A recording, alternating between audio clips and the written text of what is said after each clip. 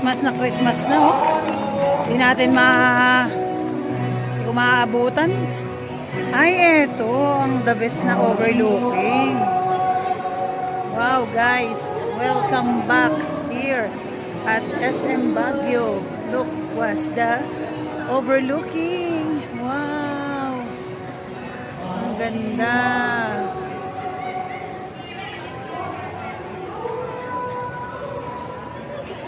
Ang ganda.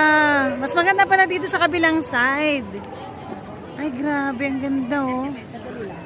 Ang ganda. So, ibig sabihin yun yung mga bundok na yan. Wow, ang ganda pala dito. Grabe. Ang ganda niya, guys. Wala bang airport sa Baguio? Parang wala. Walang airport sa Baguio. Pero laki ng ano nila eh. Hindi, walang Walang, saan lalanding bundok?